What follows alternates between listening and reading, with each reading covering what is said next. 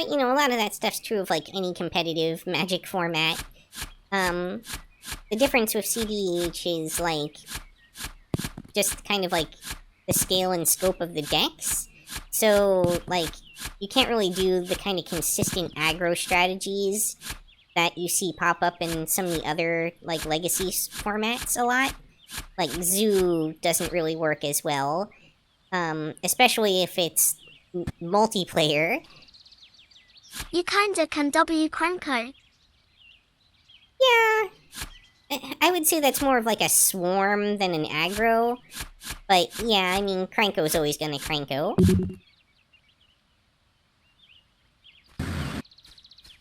I didn't know he was CEDH viable, though. But then again, I admittedly do not know that much about the meta. Wait, what? You haven't saved the game for 30 minutes. Oh, thank you for the warning. I do tend to forget to interact with the book here. Cranko is viable like tier 2 to tier 3. Ah, I see. Well, he's relatively up there, then. I mean, they're always giving new support to goblins, too, so I guess that makes a certain amount of sense. Goblins have been kind of evergreen in Magic.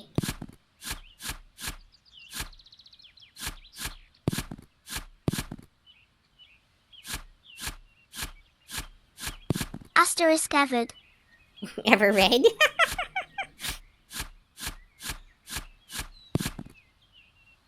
Yeah, goblins and red burn decks have always had a place in practically every meta.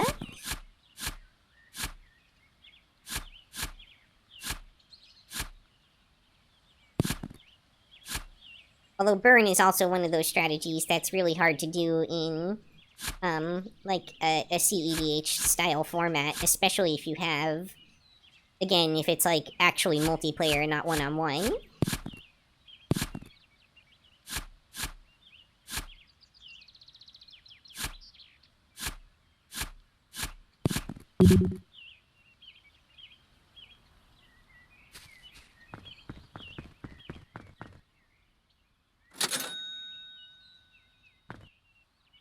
Isnifnizit, Param Comboa, Burn, Deck.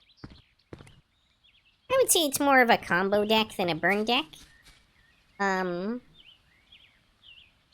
like, at that point, you're trying to more generate, like, infinite mana and then dump it into something that will, or infinite actions, either way, and dump it into something that will, you know, be immediately fatal. Whereas, like, red deck wins is traditionally more of, like, bolt them to death. Most CEDH are either combo or staxing opponents into oblivion. Yeah. And the combo decks are usually staxing until they can combo.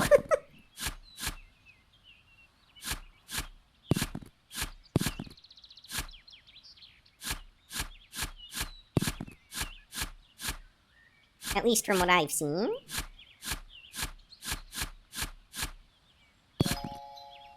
Oh, Hopper. They are not staxing, they are just counters Densite say.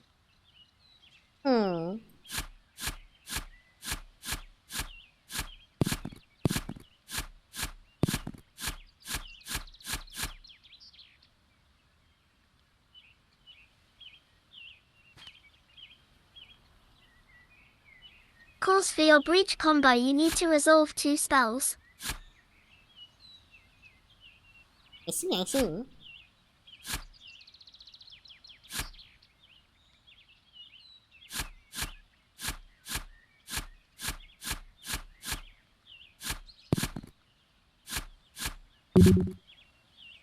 Same with Thoracle. Oh, Thassa's Oracle?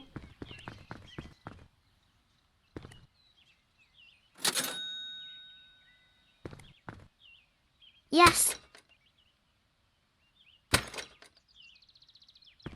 Greens.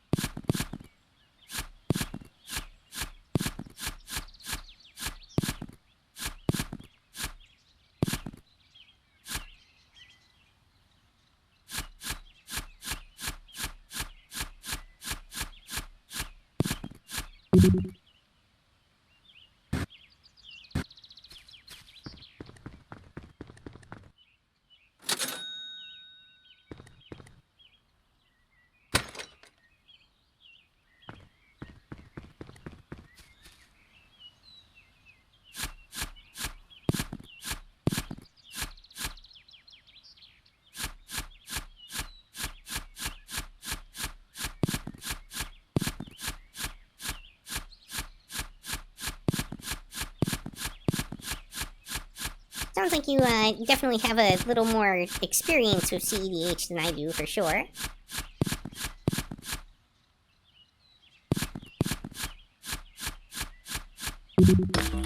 Oops.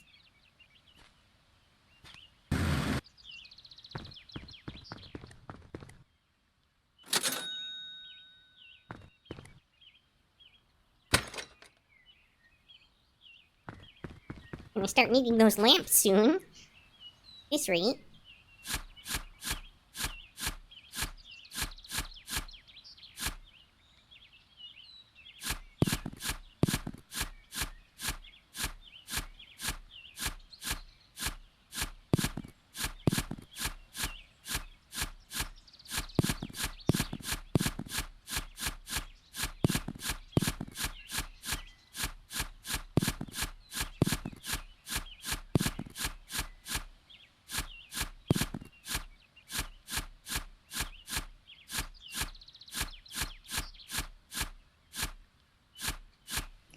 But yeah, at the end of the day, like, you know, especially if you play with a group that you play with on a regular basis, whatever's making the table too salty, you should probably stray away from. Especially, you know, don't use it on a regular basis.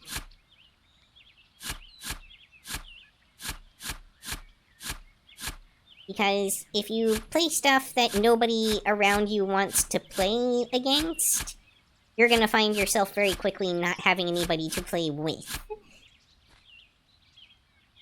And that is sort of one of the golden rules of Magic. Even in MTG Arena, sometimes if you play a deck that people just really hate, they'll just, like, I am a colorless auto-quit. Eldrazi player. I am most of the time arch enemy, but it's still fun. Oh, yeah? Yeah, Eldrazi can get real nasty real fast.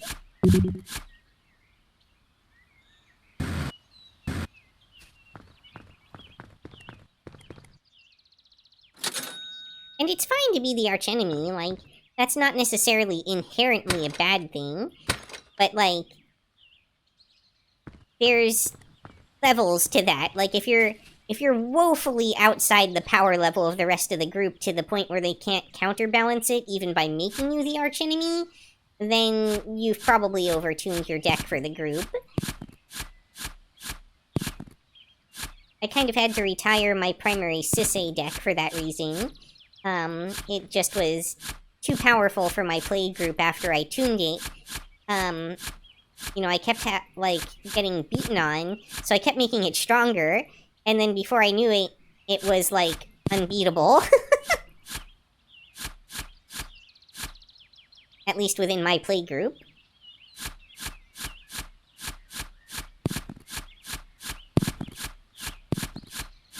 Especially once I remembered the combo the deck had. Not like an infinite combo sense of combo, I am more but... like a time bomb, cause up to turn 7 to 8 I am playing land pass, but then I am randomly spewing out titans.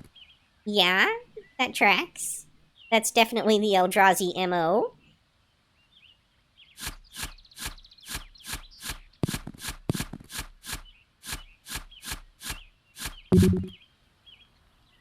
Well, I mean, unless you, play with some of the, like, smaller Eldrazi that make the drones and stuff to help ramp you.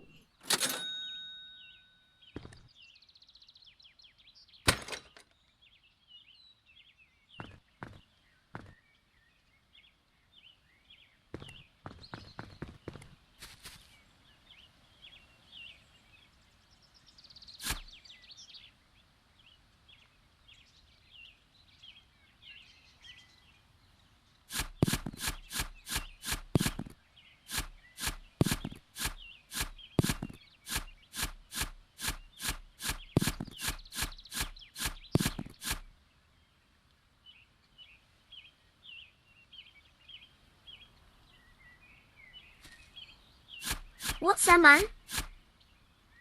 Modus operandi. It's a term used in, like, crime shows and stuff like that to describe the, behavioral pattern that is typical of a person. Or thing thereof.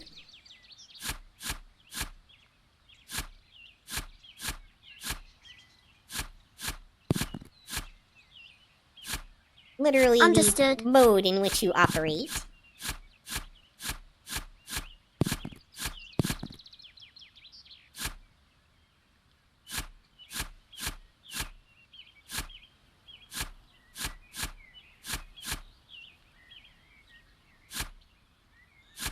You got little floating specks of dirt.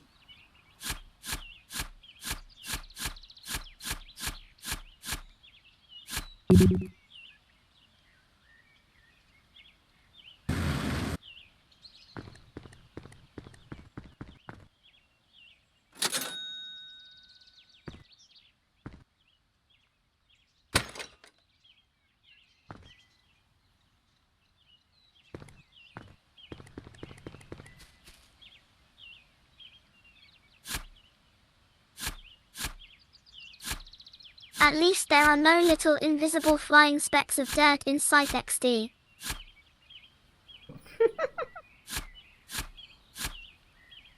Well, I suppose if they're invisible, they're never in sight, right?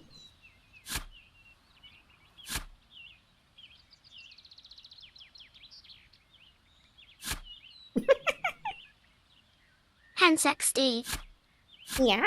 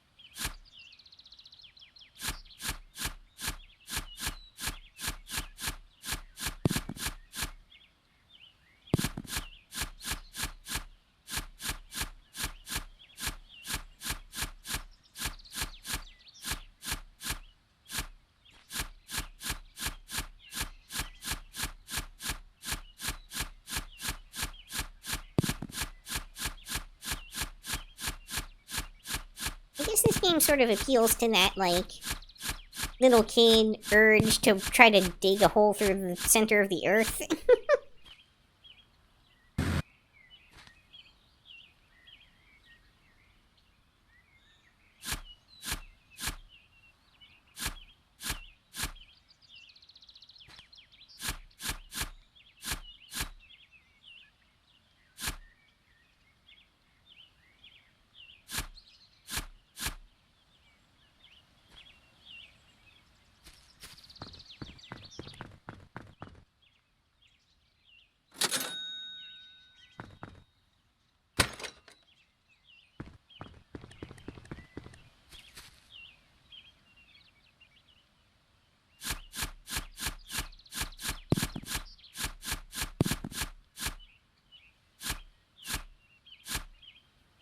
Did I find a little pocket down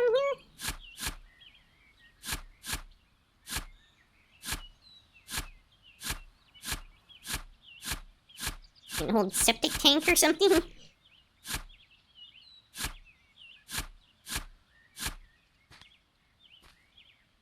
Interesting. We dug tunnel.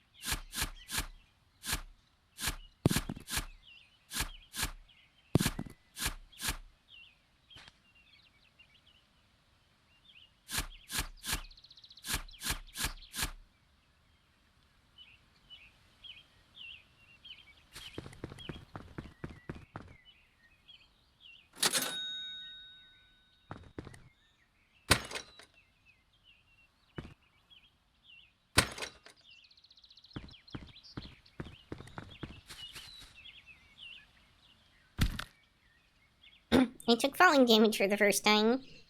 Whoops. Real life awaits. GLHF. Okay. Have a good day.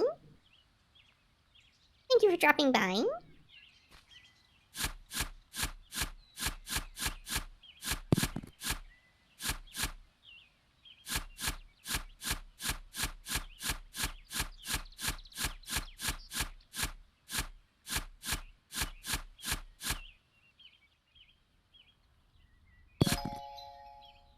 Oh, silver.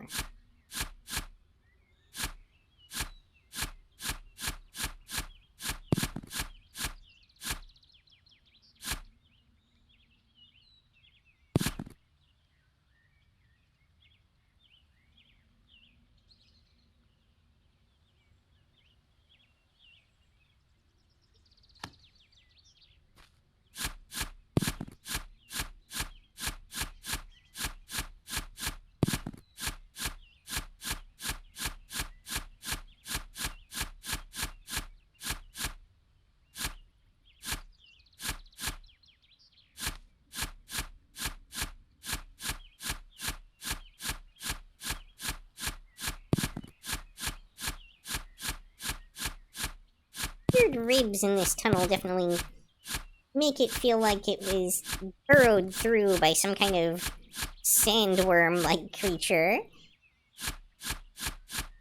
rather than a natural formation.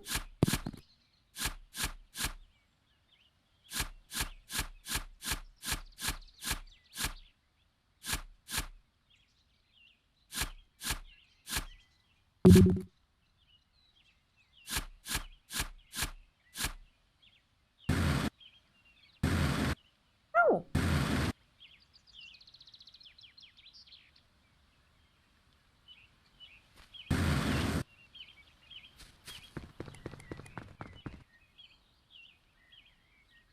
Yeah, those are actually some massive chunks of silver. They'd probably sell for a lot more than 20 bucks.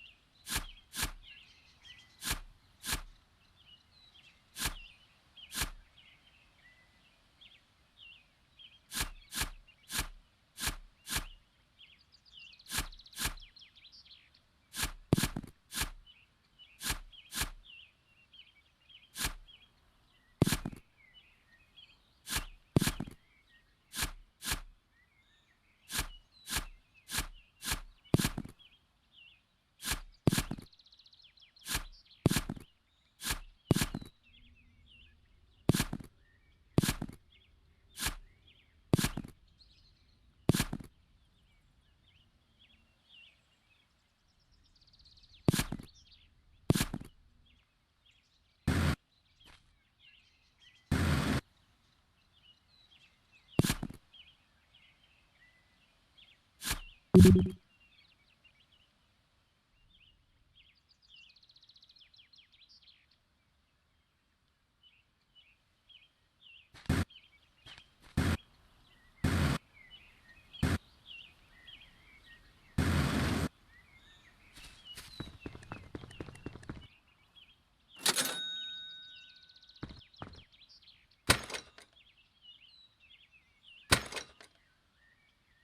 shovel!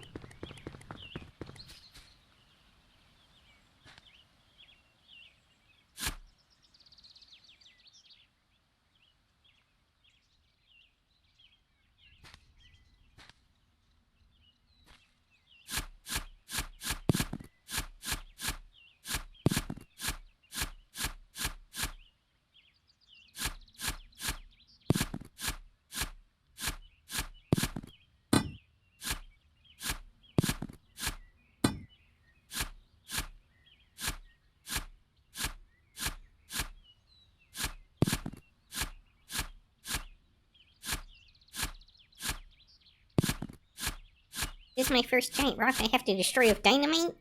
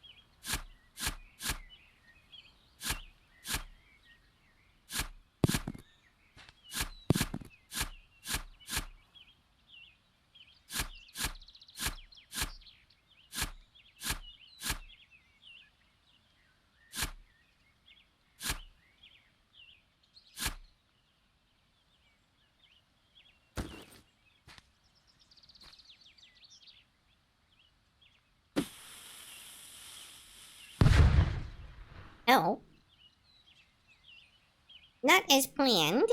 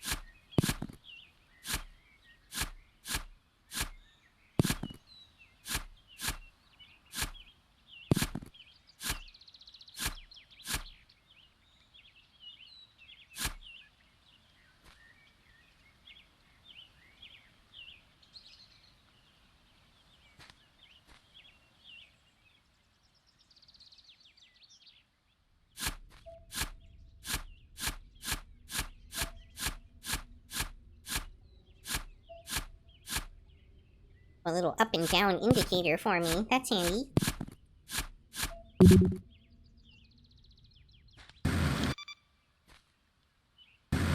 Because I'll start to blur together after a while when you're underground.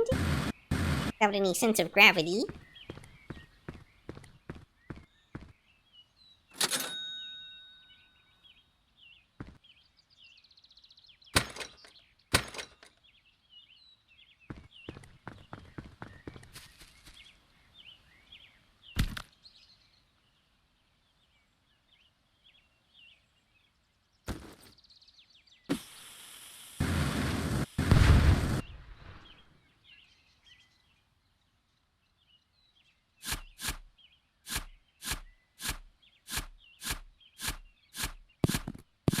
Well, that sure did destroy that rock.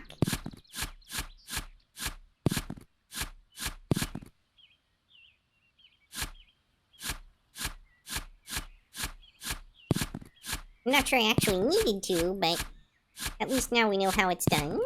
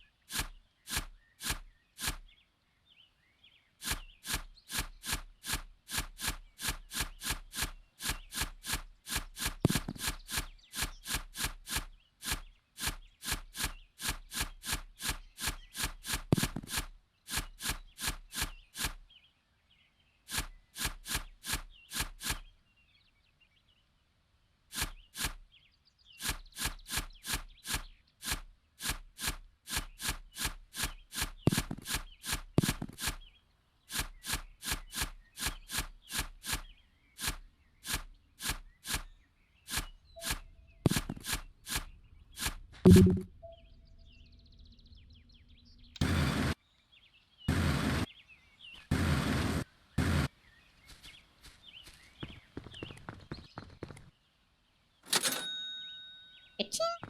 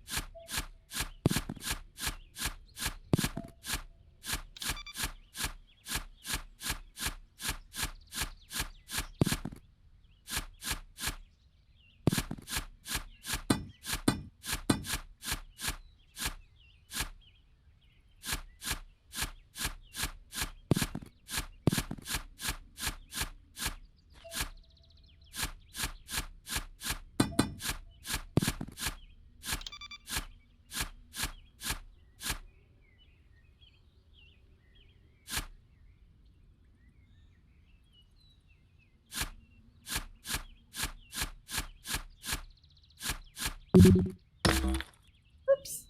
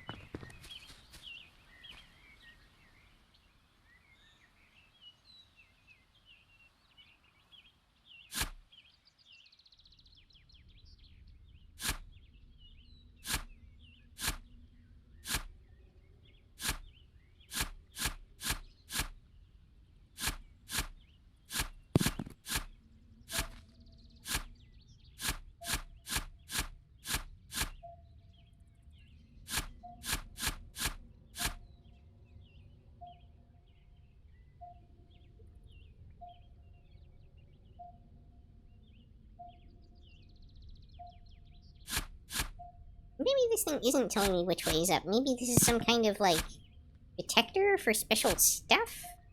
It did say the kit came with some kind of, like, metal detector or something.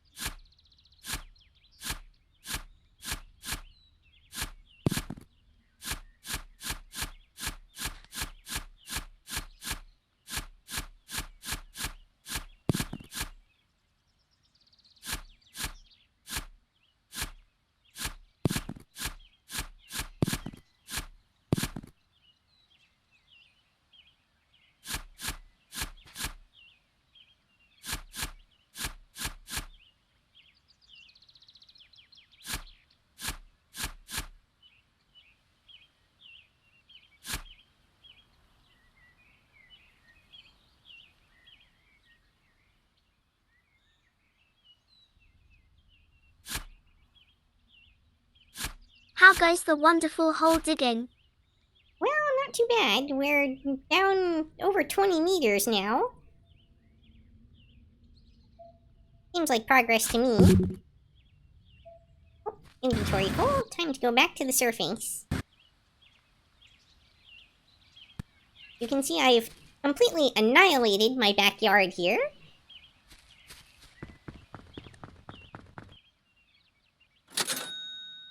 How you doing, Luis? You're having a good day?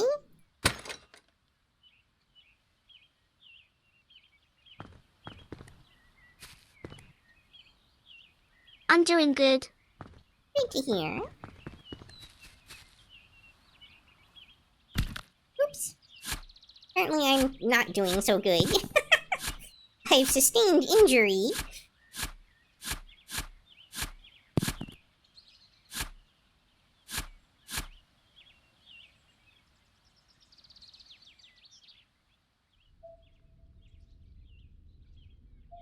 Trying to be sure to leave, like, a viable path for myself to get back out without having to rely entirely on the jetpack. Since you could hypothetically get stranded if you rely on the jetpack too much.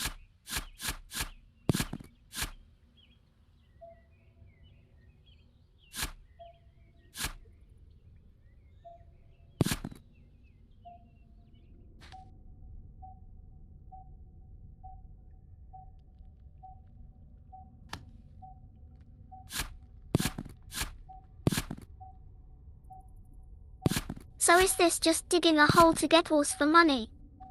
Pretty much. Technically the plotline is that there's supposed to be, like, you bought this house, and there's supposed to be a treasure chest full of gold coins buried in the yard somewhere. And you are on a mission to find it.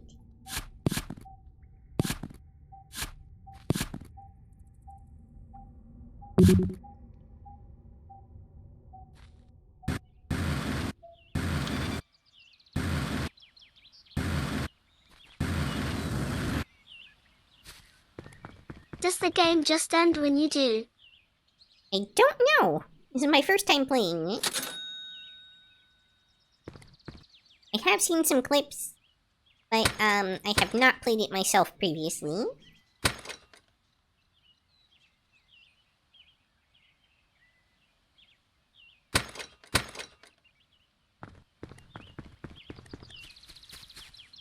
It looks like I may have uncovered an old mine shaft or something. I might be making these ramps a little too steep on myself.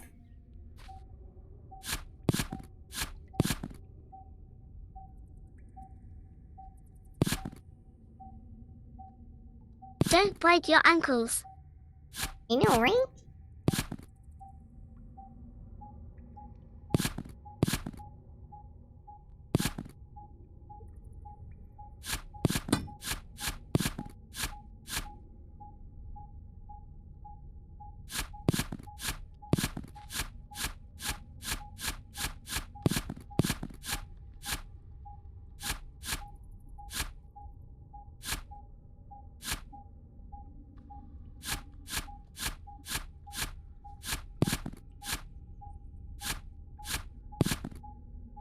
Okay. Sign says go this way.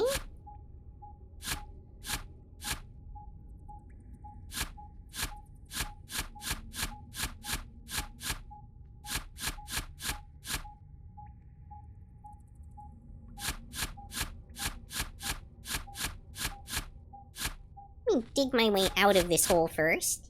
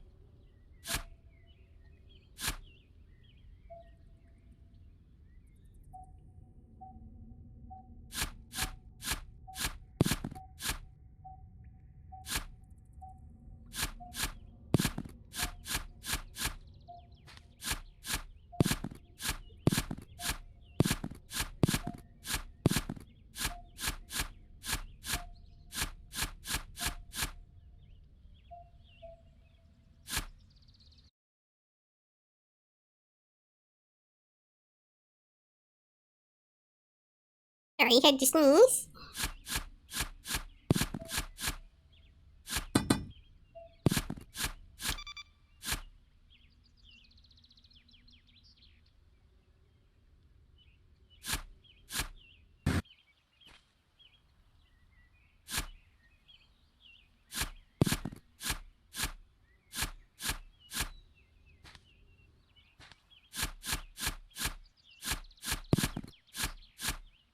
Sneezing inside a hole sounds dangerous, lol. I think a lot of things seem really dangerous inside a hole.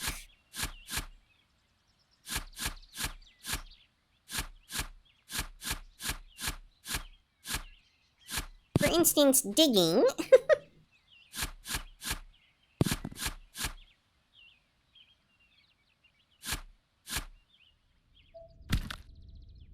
And using dynamite.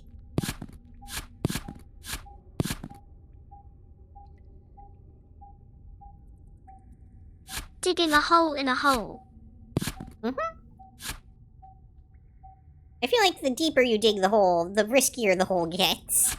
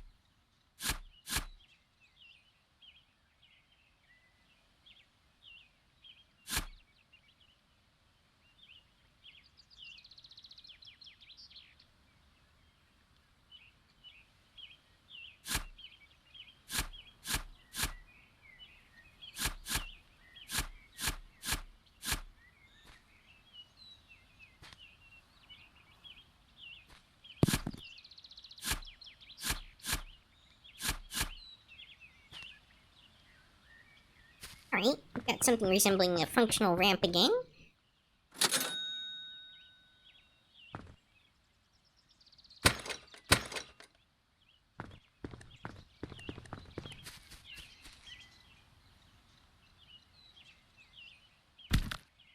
Ow.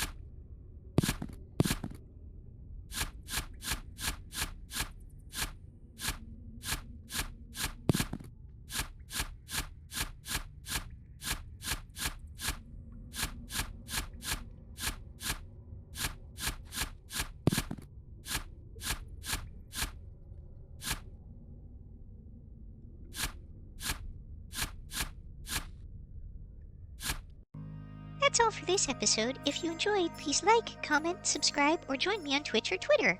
Hope to see you next time on Yukikaze Gaming. Matane!